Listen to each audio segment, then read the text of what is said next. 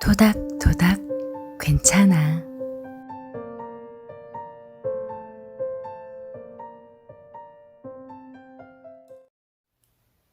어릴 때 꿈을 꾸면 저는 꿈속에서 제가 꿈을 꾼다는 걸 알고 있었거든요. 그래서 스스로 낭떠러지에서 떨어져 날아가기도 하고 악당이 쫓아와도 실제로 죽지 않을 거라는 걸 알고 있었어요. 그리고 좋아하는 연예인을 생각하다가 잠들면 실제로 꿈에 나오곤 했었고요. 현실 세계만큼이나 꿈을 꾸는 것 또한 너무 재미있었어요. 그러던 제가 요즘은 자꾸 전 직장 상사랑 싸우는 꿈을 꿔요. 이건 어른이 되었다는 걸까요? 뚜껑에 글자가 있어. 오늘만 출근하면 3일 연휴라고 상상하면서 들이키세요. 라고 되어 있네. 모테일은 말이 끝나자마자 한 병을 통째로 들이켰다. 페니도 월요병 치료제의 뚜껑을 돌려 열었다. 페니가 가진 병 뚜껑에는 부장님이 오늘 출근을 안 한다고 상상하면서 들이키세요. 라고 적혀 있었다. 병의 옆면에 붙어 있는 성분표에 따르면 해방감 0.01%, 안도감 0.005% 등 쥐꼬리만한 감정들이 있을 뿐이었는데 아마 뚜껑 위에 메시지만 다르고 성분은 모두 같을 거라고 짐작했다. 페니는 속는 셈 치고 지시에 따르려고 애쓰면서 크게 한 모금 들이켰다. 잊지도 않은 부장님을 상상하며 그가 출근하지 않은 기분을 떠올리기란 쉽지 않았다. 순간 해방감과 비슷한 감정이 안개처럼 희미하게 피어올랐다가 금방 사그라들었다.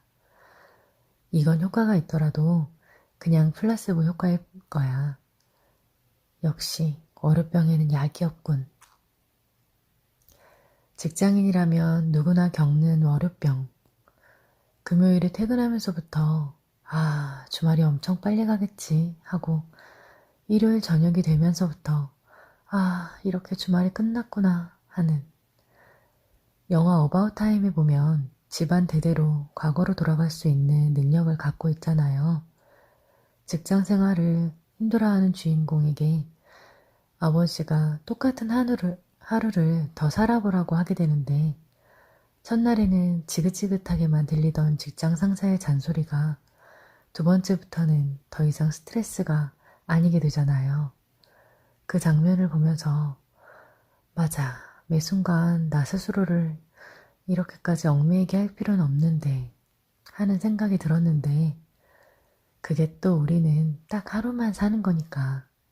그리고 기왕이 반복할 거면 주말을 반복해야지 월요일을 반복할 필요는 없으니까.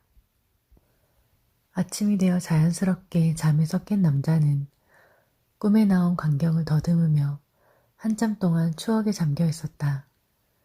실제 추억을 바탕으로 한 꿈이라 평소에 꿨던 다른 꿈처럼 일어나자마자 머릿속에서 연기처럼 사라지지도 않았다. 기억을 떠올리는 수준을 넘어서 이렇게나 생동감 넘치게 체험했다는 사실이 놀라웠다. 다 잊은 줄만 알았는데 다시 돌아갈 수 없는 시절을 예고 없이 꿈에서 만난 기쁨은 쉽게 사그라지지 않았다. 앞으로만 흘러가는 인생에 이런 깜짝 선물이 또 어디 있을까? 지금의 행복에 충실하기 위해 현재를 살고 아직 만나지 못한 행복을 위해 미래를 기대해야 하며 지나고 나서야 깨닫는 행복을 위해 과거를 되새기며 살아야 한다. 언제나 인생은 99.9%의 일상과 0.1%의 낯선 순간이었다. 이제 더 이상 기대되는 일이 없다고 슬퍼하기엔 99.9%의 일상이 너무나 소중했다. 계절이 바뀌는 것도, 외출했다 돌아오는 길도, 매일 먹는 끼니와 매일 보는 얼굴도. 대학교에 들어가서 첫 강의 시간에 교수님께서 꿈을 그리라고 했어요. 99%가 미래의 직업에 대해 그렸고 저 혼자만 유일하게 노부부가 벤치에 앉아있는 그림을 그렸거든요. 이건 어릴 때부터 지금까지 변함없는 꿈이에요. 살아가다 보니 노부부가 다정하게 손잡고 걸어가는 건 다른 일들보다 더 쉬운 게 아닐 수도 있겠다 하는 생각이 들지만요. 새해가 되면서 지인분이 좋은 글을 보내주셨는데 박완서 작가님의 일상의 기적이라는 글이었어요. 한번 들려드릴게요. 덜컥 탈이 났다.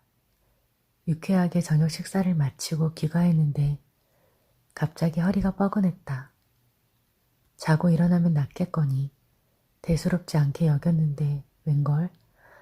아침에는 침대에서 일어나기조차 힘들었다. 그러자 하룻밤 사이에 사소한 일들이 굉장한 일로 바뀌어버렸다. 세면대에서 허리를 굽혀 세수하기, 바닥에 떨어진 물건을 줍거나 양말을 신는 일, 기침을 하는 일, 앉았다가 일어나는 일이 내게는 더 이상 쉬운 일이 아니었다. 별수 없이 병원에 다녀와서 하루를 빈둥거리며 보냈다. 비로소 몸에 소리가 들려왔다. 실은 그동안 목도 결리고 손목도 아프고 어깨도 힘들었노라. 눈도 피곤했노라. 몸 구석구석에서 불평을 해댔다. 언제까지나 내 마음대로 될 줄 알았던 나의 몸이 이렇게 기습적으로 반란을 일으킬 줄은 예상조차 못했던 터라 어쩔 줄 몰라 쩔쩔매는 중이다. 이때 중국 속담이 떠올랐다. 기적은 하늘을 날거나 바다 위를 걷는 것이 아니라 땅에서 걸어 다니는 것이다.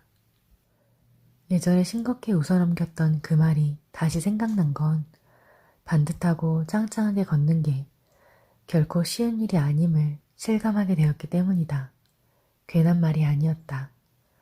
아프기 전과 후가 이렇게 명확하게 갈리는 게 몸의 신비가 아니고 무엇이랴. 얼마 전에는 젊은 날의 윗분으로 모셨던 분의 병문안을 다녀왔다.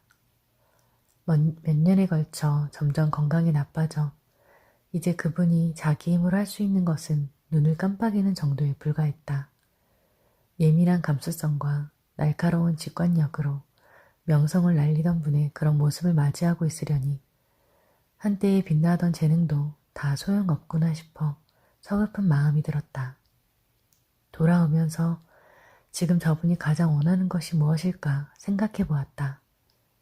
혼자서 일어나고 좋아하는 사람들과 웃으며 이야기하고 함께 식사하고 산책하는 등 그런 아주 사소한 일이 아닐까?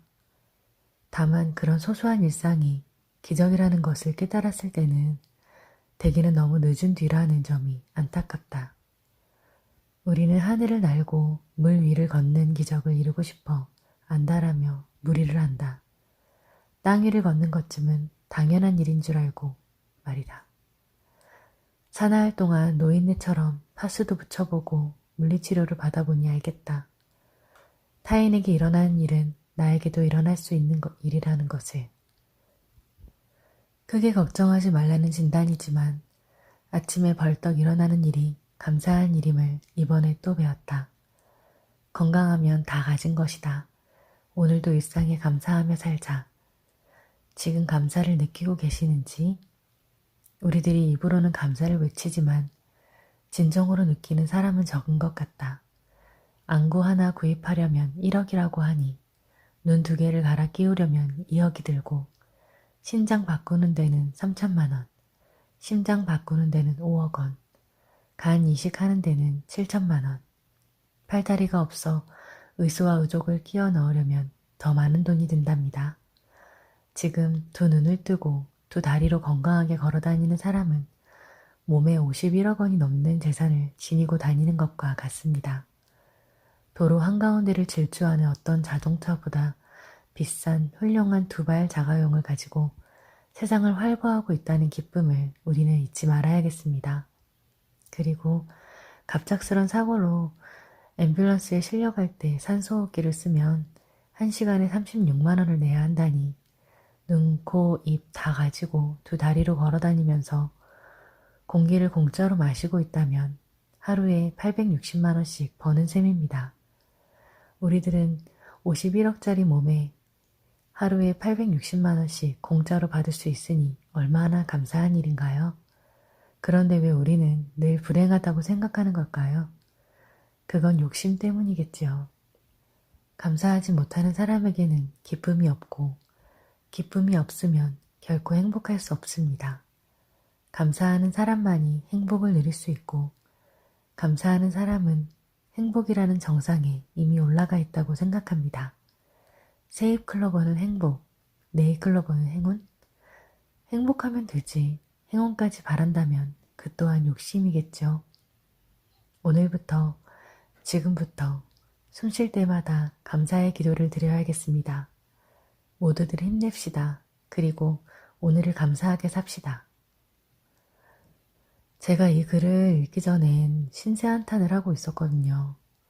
여태껏 힘들게 살아온 것 같은데 대체 내게 남은 건 뭐고 또 앞으로는 얼마나 더 열심히 살아야 하는지. 근데 이렇게 멀쩡하게 살아서 걸어 다니는 것만으로도 하루에 860만 원씩 버는 셈이라니.